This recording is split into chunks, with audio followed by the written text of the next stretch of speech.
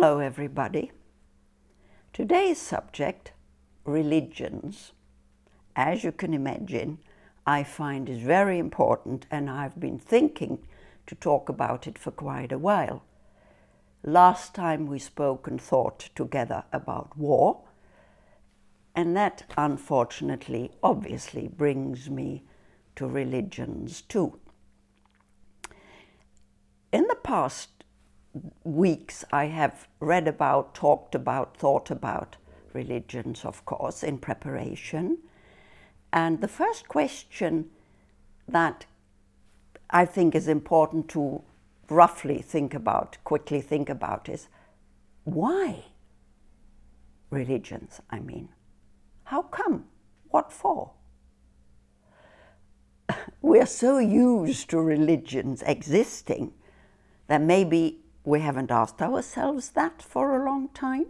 At least I hadn't. And having, thought about it a lot in the past weeks, there are for me, two obvious reasons, and both have to do with comfort.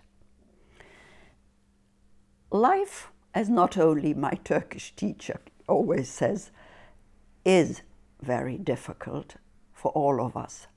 Not always, but on and off. We all have very difficult moments in a human existence. And in these moments of crises, obviously it is comforting, the idea that there is some kind of higher being who listens to us, cares for us, loves us, is there for us, and such like.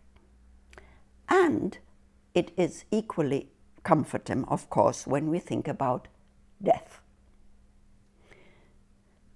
We don't know what dying means, do we? We don't know how dying works, and we don't know what there is after death. Therefore, again, comfort.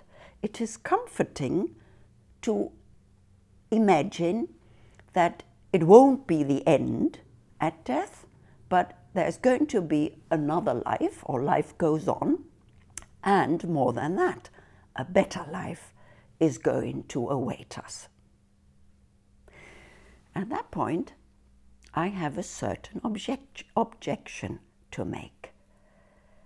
Because, with that argument, for thousands of years, those luckier in a society have told those less lucky, yes, unfortunately, their life is not very nice down here, but once they are dead, better life is awaiting them. I don't think that is a good argument.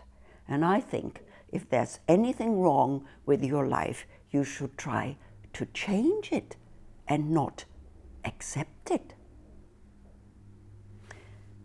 And another point, thinking and talking about religion, as we spoke about war last time, a religion, any religion, as you have noticed, I am talking generally, any religion should make our lives more positive, shouldn't it?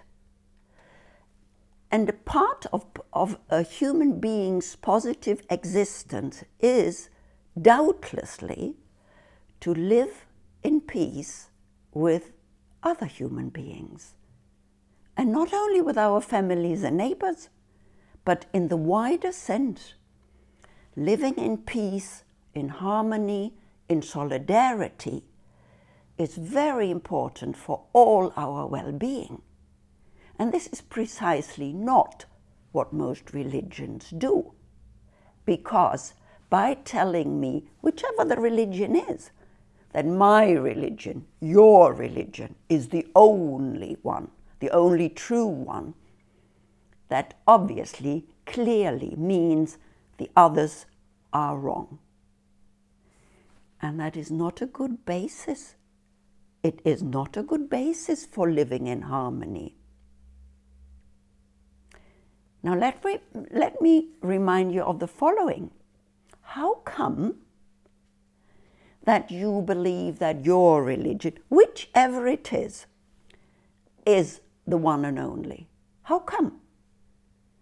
You have not, as an adult, compared the different possibilities, the different religions, and then decided that this one makes most sense to you.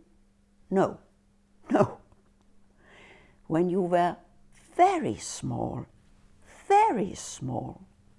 your parents, your family have told you which religion is the one to have.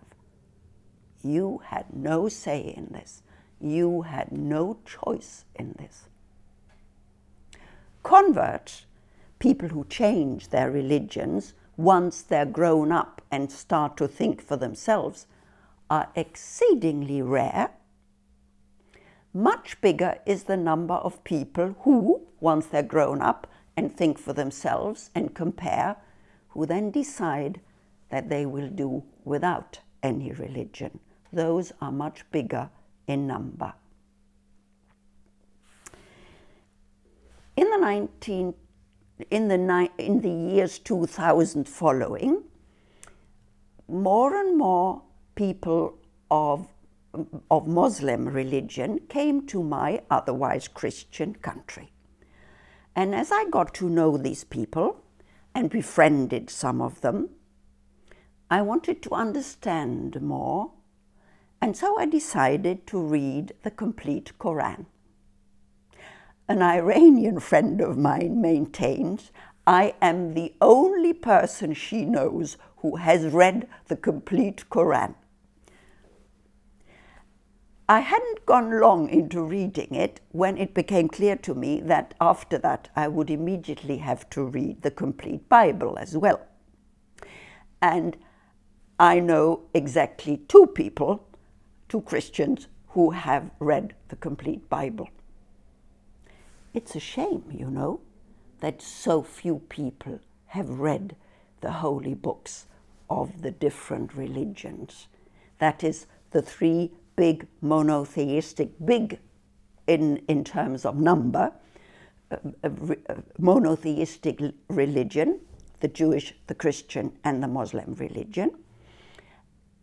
Because when reading these three holy books, you know, I was in for a big surprise and for a big shock.